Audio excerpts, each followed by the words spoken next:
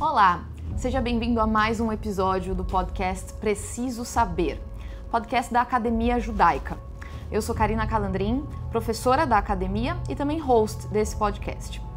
Esse é o podcast que faz perguntas, não busca somente respondê-las, mas gerar indagações, questionamentos e trazer também conteúdo para você no seu dia a dia.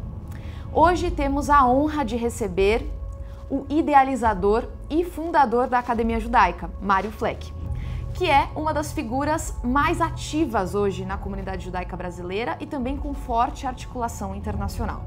Mário, muito obrigada pela presença, é um prazer tê-lo aqui conosco no podcast. E já vou começar com uma pergunta que é um tanto desafiadora, mas que é o tema central hoje da nossa conversa. Qual, na sua opinião, é um dos maiores desafios para a comunidade judaica global? Muito bem, primeiro é um prazer, obrigado pelo convite. É uma alegria estar nesse programa nosso do podcast da Academia Judaica.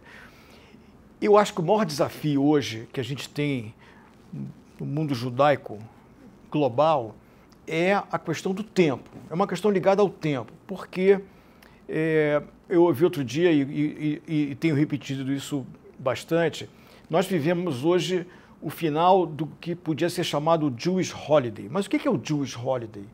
Esse é um fenômeno que aconteceu com a gente, com muita sorte, nas 2 ou 3 gerações que viveram após a independência do Estado de Israel.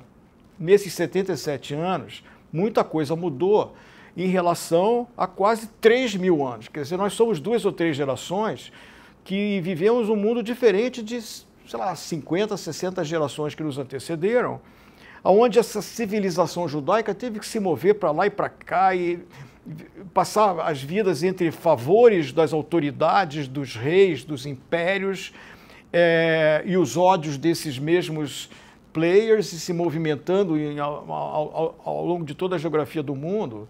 E depois desses últimos 77 anos, a gente viveu uma bonança. Tem antissemitismo, sempre teve, agora está um pouco pior, mas nada comparável com o que era a vida dessa civilização judaica dos nossos antepassados, e não tão longe. Meus avós foram assim na Europa antes deles virem para o Brasil. Então, nosso desafio do mundo inteiro judaico hoje é entender que realidade nós vivemos hoje, como ela se compara com essa realidade de inúmeras gerações passadas e o que está acontecendo hoje mais recentemente, depois dessa última crise que começou na guerra de 7 de outubro de 23 e esse recrudescimento do antissemitismo. Mas qual é o nosso posicionamento que combina a liberdade que nós tivemos, a bonança que nós tivemos durante todas essas últimas décadas com esse cenário que mostra um pouco do passado. Então, esse é o desafio de posicionamento. Como nos posicionamos, que não é mais a mesma facilidade, a mesma liberdade ou a mesma indiferença que existia dos próprios judeus com relação à sua história, hoje tudo isso está diferente, está mudado. Eu entendo exatamente disso que você pontuou, que nós, enquanto comunidade, vivemos um período um pouco de distensionamento. Então, a gente passou por uma tensão muito grande, que foi o Holocausto, né? Foi a Shoah, que quase levou ao fim da comunidade judaica, do povo judeu. E nos reinventamos, conseguimos sobreviver e viemos nesse período, então, da criação do Estado de Israel, apesar das guerras, é claro, de um equilíbrio, do fortalecimento desse Estado, e que isso acostumou, imagino, as novas gerações a sentir-se mais tranquilo, que não haveria mais perigos existenciais, talvez. Né? Para Israel sempre existem, né? Mas não para o povo judeu, de uma forma geral. E agora nós vemos que, na verdade, isso era um mito. Né? Nós vemos agora o aumento do antissemitismo de formas diferentes que no século XX, mas retornando ao aumento do antissemitismo, o perigo ao Estado de Israel cada vez mais iminente, também de formas diferentes do século XX. Como você vê, Mário, do ponto de vista até da sua liderança comunitária, que nós devemos nos posicionar enquanto comunidade? Então, a primeira percepção nesse contexto é que aquela atitude, né, de que eu não estou nem aí, eu tenho a possibilidade de não estar nem aí e configurar minhas prioridades e as minhas iniciativas e tudo que eu faço longe do judaísmo, longe da minha história, da minha ancestralidade, das minhas raízes, etc. Isso não existe. E a maior prova de que isso não existe, que mesmo que nós quiséssemos, eu vou continuar levando a vida nesse aspecto, né, nessa atitude de que não estou nem aí, o mundo à minha volta não deixa, a manchete do jornal não deixa, a manchete da televisão não deixa, o meu colega de trabalho, o meu colega da faculdade, ninguém deixa. Porque, por outras razões, que é outro tema bastante complexo, Israel e os judeus são notícia. No Jews, no news. É universal, é universal em toda a geografia global e na história para trás de centenas de anos, milênios. Então, esse é um fato. Então, eu não consigo mais ter essa opção. Não tendo essa opção, eu acho que nós temos agora uma obrigação, mas também uma oportunidade. Podia ser só oportunidade e não ser obrigação causada de fora para dentro. Por quê? A beleza da civilização judaica é espetacular vista por dentro. Eu não precisava ser atacado na faculdade da maneira como a gente foi atacado pelo noticiário, pelas distorções, pelas falsas narrativas das coisas que acontecem com Israel e a sua mistura, a sua mescla com o judaísmo. Eu não precisava de nada disso se eu tivesse sensível para a beleza do que a gente chama na academia o tesouro da sabedoria judaica, que é um tesouro milenar, que criou outras religiões a partir da nossa, trouxe uma beleza para a humanidade em termos de regras de comportamento, regras de posicionamento ético, moral, que foram benefícios para toda a humanidade. Agora, hoje a gente tem essa combinação de oportunidade com a reação a essa ameaça que vem externa. Então, no fundo, acaba sendo bom. Só que nós precisamos acordar e perceber a nossa necessidade de conhecer mais o que veio, de onde nós viemos, o que nós somos e como enfrentar esse mundo que está aí fora. Eu acho que a chave do que você está dizendo é a educação e é o trabalho que a academia tem realizado e que eu percebo muito em contato com os jovens, né, com meus alunos, e também na semana passada eu tive uma conversa com alunos jovens, né, de Tinuá, que é a preocupação constante, porque eles são cobrados o tempo todo, seja com os amigos não judeus, seja na universidade, eles estão sempre sendo cobrados. Quando descobrem que são judeus, é a cobrança frequente. Mas querem que dê respostas, são cobrados pelo que Israel faz ou deixa de fazer, o tempo todo. E é um pouco a discussão que o povo judeu sempre teve entre a assimilação e ficar preso dentro da comunidade. O que você acha que a gente está fazendo certo, se estamos fazendo algo certo, e o que nós podemos melhorar dentro desse tema? Eu acho que a gente acerta, principalmente quando encontra um equilíbrio entre você se isolar e dizer, não, eu quero voltar àquele mundo dos nossos antepassados, que talvez viviam uma intensidade de judaísmo muito maior que a de hoje, porém enclausurados no status, enclausurado num lugar onde você só conhecia judeu, o mundo de fora não nos conhecia e nós não interagíamos também com esse mundo de fora. Isso também não é bom. Então eu acho que o ideal que a gente, pelo menos percebo nas lideranças judaicas e quem está interessado em fazer esses movimentos com impacto, é conseguir esse equilíbrio, de tal maneira que a gente expõe publicamente para quem não é judeu qual é a nossa realidade, o que nós somos, ponto de vista de estudos, ponto de vista de ética, ponto de vista da nossa contribuição para a humanidade, posicionamento, as lutas pela criação de um Estado independente de Israel e a nossa tentativa de explicar a nossa condição única, porque o fato é que o judeu é o único que tem uma religião, que combina com uma terra, que combina com uma civilização e uma história. As outras religiões e as outras combinações são múltiplas. Nós somos uma peculiaridade nesse aspecto. Agora, quanto mais nós expressamos e contamos, interagimos com a comunidade maior, melhor para que todos tenham uma percepção de maior valor. E agora, temos defeitos. Nós não dizemos que nem Israel e nem os judeus são livres de defeitos ou são melhores do que as outras civilizações, mas nós somos iguais, temos tantos defeitos e tantos valores quanto os outros. E a relação, e eu acho que essa é uma questão muito importante que você traz, porque há esse mito, né, de que, que é divulgado ainda mais com o antissemitismo, né, isso historicamente falando e hoje ainda mais, de que os judeus são mais ricos, os judeus dominam as comunicações, dominam o capital, dominam tudo, ao mesmo tempo, né, historicamente os judeus são os comunistas, os judeus são os capitalistas, né, eles dominam tudo ao mesmo tempo. E isso vai criando um mito, então, de que Israel seria superior, seria um país melhor, e aí é cobrado para ser perfeito. E quando não é, a cobrança é muito maior do que nos outros países. Então, países que têm situações parecidas ou até piores que Israel não são cobrados na mesma medida que Israel é cobrado. Muito por conta desse mito de perfeição. Como que você vê essa relação da cobrança, não só de Israel, mas do povo judeu como um todo, e a relação entre os judeus em Israel e na diáspora, né? Porque parece que um afastamento, né, cada vez mais, e o antissemitismo ajuda nisso, né? Piora um pouco a situação. Como que seria aí para a gente melhorar a relação entre Israel e a diáspora?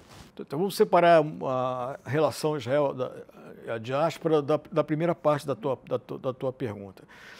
Nós somos uma civilização inquieta, por um lado. Essa inquietude se manifesta na vontade de fazer as coisas.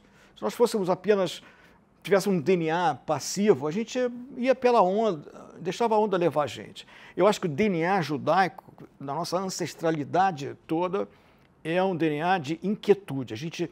Aí alguns vão dizer, não, porque está escrito em algum lugar que você tem que consertar o mundo, o tikkun olam e tudo mais. Tá bem, faz parte.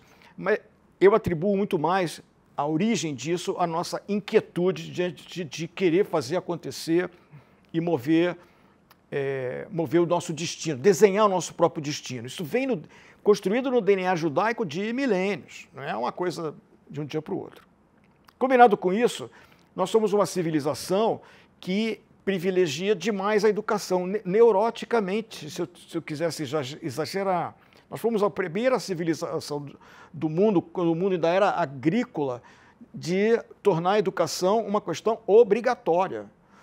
Então é evidente que se você investe mais em educação do que em te cerca, a consequência é natural. Não existe possibilidade de sucesso, de avanço, de progresso sem conhecimento. Não existe conhecimento sem educação.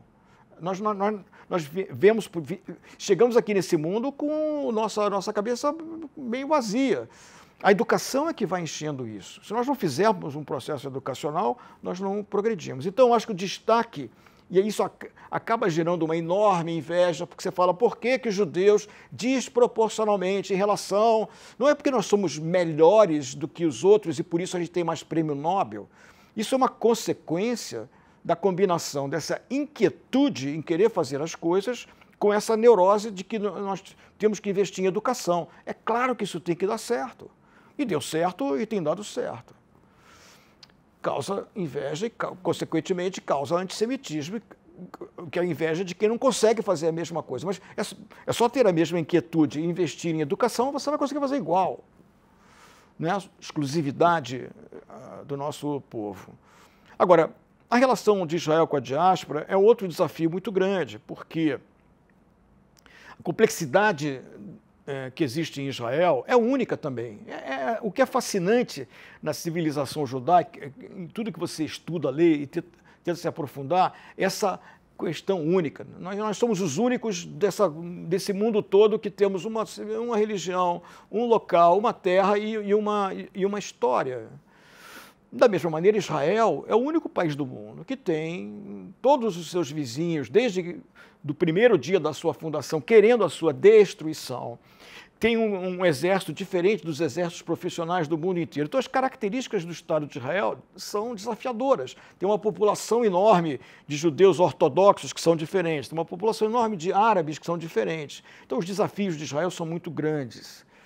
E é muito difícil essa relação entre os judeus que estão em Israel e os judeus que estão fora de Israel. Eu defendo que isso é uma coisa só. Não tem como você ser judeu e dizer, não, eu sou judeu, mas não tem nada a ver com Israel. Eu sou judeu, mas também eu posso criticar o governo, a gente pode ter debates, e nós também, além de sermos inquietos e investir em educação, nós somos favoráveis e induzidos ao debate. Acho que a gente já nasce debatendo, acho que a gente sai do berçário e já começa a discutir. E isso torna esse processo todo um pouco mais, vamos dizer assim, acalorado. Mas eu acho que se nós conseguirmos progredir na direção de fazer com que os judeus que vivem em Israel entendam que são diretamente dependentes dos judeus que vivem fora, e nós que vivemos fora, idem, eu me considero sionista fervoroso. E antigamente você falava, o sionista era só o cara que ia morar em Israel. Eu sou um sionista porque eu defendo a centralidade de Israel na vida do povo judeu. Agora, eu preciso entender que há uma interdependência, e Israel também precisa entender que há uma interdependência, e alguns assuntos são complexos, sobre o que Israel considera a tal discussão, quem é judeu, quem não é judeu, a predominância da linha ortodoxa em relação a todas as outras linhas. Nós temos complexidade, mas eu acho que o melhor caminho é continuar buscando essa percepção de total interdependência entre os dois, e chegar a um comum acordo do que precisa ser feito para o benefício de ambos. Você trouxe a discussão do sionismo, é a discussão entre o sionismo em I e em Y, que eles falam, né? Porque o sionismo em I é aquele que é só sionista, aquele que vai para Israel e faz aliar e, né, se torna parte da construção do Estado. E o sionismo Y não, é aquele que o judeu que escolhe também participar da construção de Israel fora de Israel, né? Eu acredito nessa concepção segunda, né? Eu acredito no sionismo em Y. Eu também sou sionista, me considero sionista nesse lugar, né? Não precisa necessariamente migrar para Israel ou ser cidadão israelense para ser parte dessa construção, porque o Israel é o Estado do povo judeu. Sem dúvida. E eu acho que do que a gente estava conversando antes, desse período prévio à fundação do Estado de Israel, a comparação com os dias de hoje, é fundamental o fortalecimento do Estado de Israel. Então, o meu sionismo não é só porque eu tenho assim, uma visão romântica sobre a relação de Israel com o povo judeu, na história, etc. Não, é de fortalecimento. Isso quer dizer o seguinte, quer dizer que se eu sou assim, eu preciso agir assim. Então, eu vou viajar para Israel, se eu viajo para o mundo inteiro, eu preciso viajar para Israel com uma certa frequência, porque isso é bom para Israel. Se eu consumo produtos do mundo inteiro, eu vou consumir produtos de Israel também.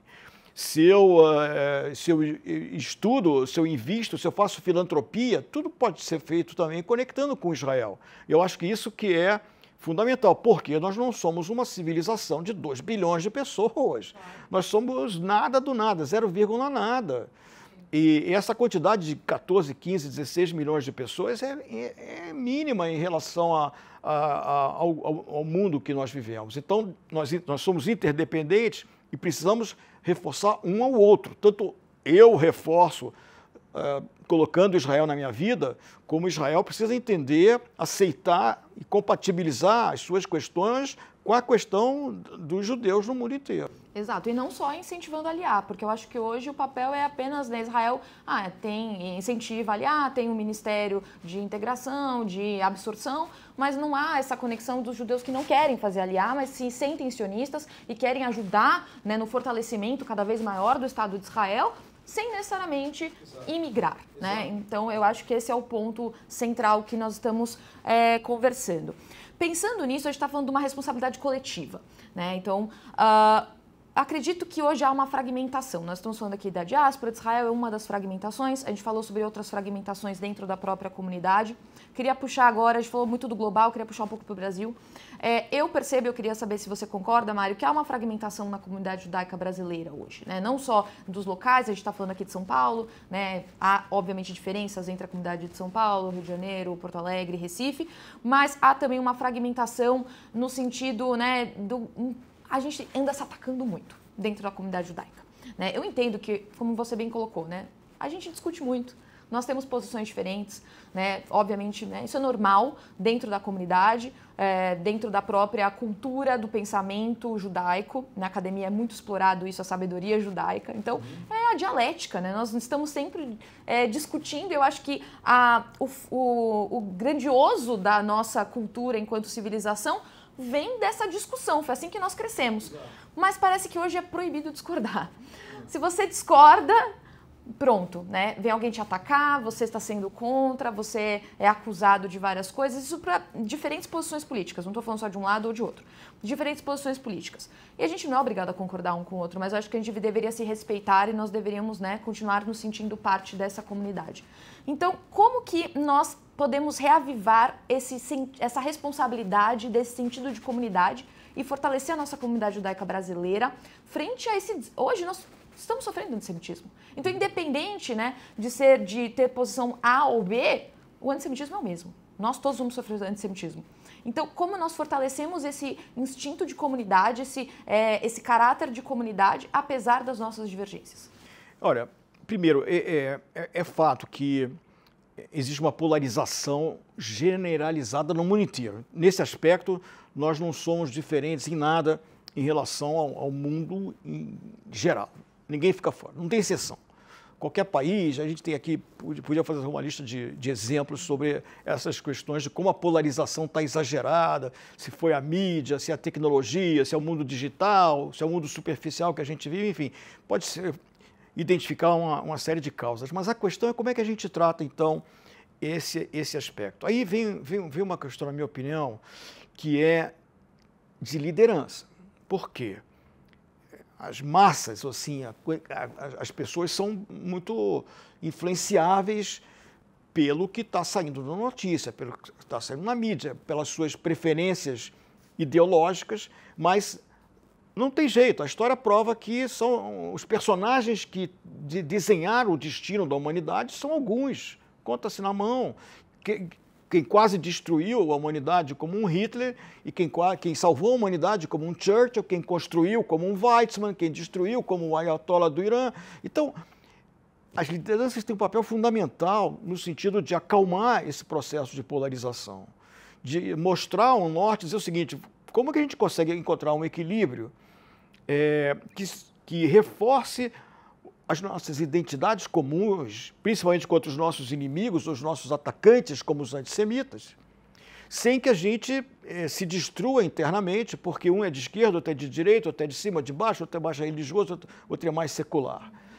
É fácil falar, difícil fazer, e existe um processo comportamental nisso, Agora, dentro desse contexto todo, eu acho que é necessário estabelecer alguns red lines, algumas fronteiras. Então, por exemplo, eu particularmente penso que existem muitas divergências sobre o que acontece com Israel. Israel desproporcionalmente, não é o único lugar do mundo onde tem... O Oriente Médio não é o único lugar do mundo onde tem catástrofes humanitárias, mas o destaque dos problemas, das complexidades humanitárias que acontecem em Israel, principalmente nesses quase últimos 2 anos, é desproporcional. Parece que o único lugar do planeta que tem problema é lá. Então, nesse aspecto, eu defendo que as nossas discussões internas não sejam extrapoladas para fora dos nossos muros para abastecer os nossos atacantes, os nossos inimigos. Então, nós temos nossos defeitos internos na diáspora, na relação da diáspora com Israel, do governo de Israel, desse governo de Israel particularmente, etc, etc. Então, vamos nos juntar e tentar resolver isso internamente. Quando você vai para um público que não está preparado, ou não conhece todos os detalhes, parece isso muito mais uma fragilidade e um abastecimento de armas que a gente não precisava fazer. Agora, o desafio continua lá.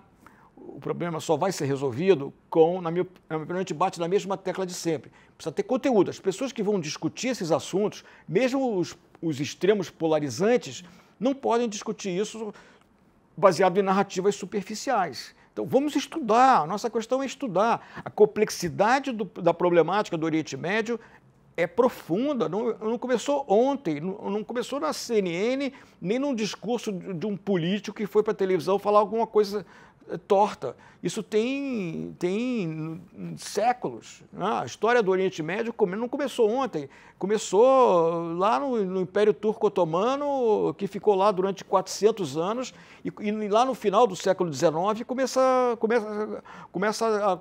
a configuração genética do que vai se formar no Estado de Israel hoje. É muito complexo para uma discussão de bate-boca de televisão, ou coisa desse gênero. Com certeza. Infelizmente, a gente tem que ir encaminhando para o final, mas eu ainda quero te fazer uma pergunta. Como você sabe, nós finalizamos o podcast sempre com uma pergunta do que é preciso saber, né? Então, com o nome do podcast. Então, eu te pergunto, o que você acha que nós precisamos saber para garantir que o povo judeu continua sendo uma comunidade viva, plural e, mais importante, com futuro? A principal questão que nós precisamos saber é conhecer de onde nós viemos, desenvolver a sensibilidade que nós pertencemos a uma coisa maior do que a nossa individualidade e que para isso nós somos agentes ativos, inquietos,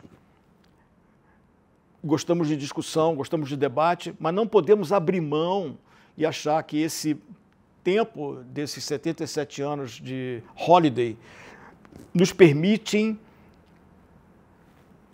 nos afastarmos, diferentemente de todas as nossas gerações que nos antecederam, e ter uma atitude de que eu não estou nem aí. Então, é preciso conhecer. E o mundo que nos cerca nos cobra isso todos os dias. Eles oram para você e falam, Karina, você é judia. Eu não sei o que você sabe, mas eu pressuponho que você sabe um monte de coisas para você me explicar. Sim.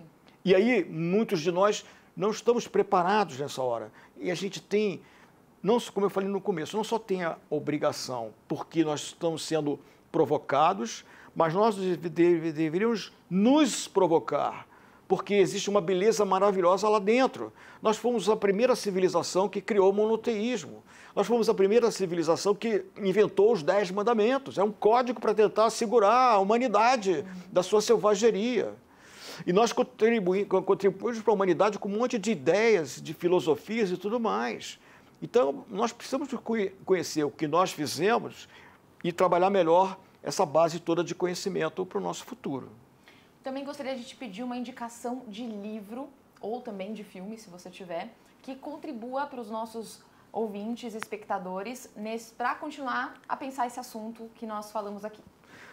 Karina, livro para mim é um bem, eu sou um colecionador, leitor, aficionado com esse tema de livros. Então eu podia ter uma lista, eu tenho na minha biblioteca uma prateleira enorme dos livros que me influenciaram, então eu podia falar de muitos deles. Mas tem um que está atrás de você, que está em inglês, chamado Jewish Priorities, e o que eu gosto muito porque ele tem 65 pensadores, educadores, gente de todas as correntes ideológicas, foram convidados a escrever um capítulo desse livro, ainda antes da guerra de outubro de 23. E eu acho ele sensacional porque é muito interessante como a diversidade de pensamentos com relação ao que é o futuro do povo judeu.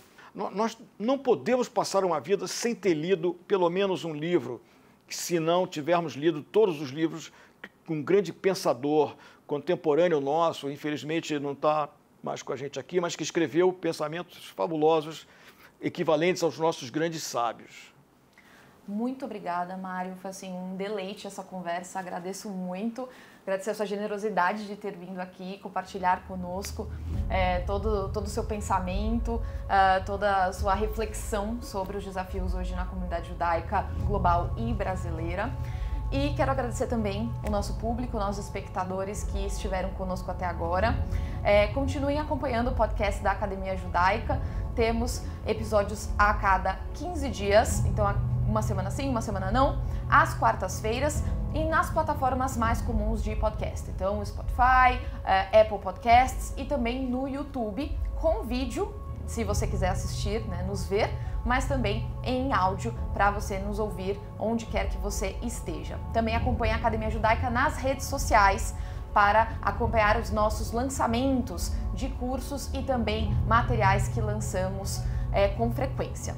Muito obrigada e até uma próxima. Jcast.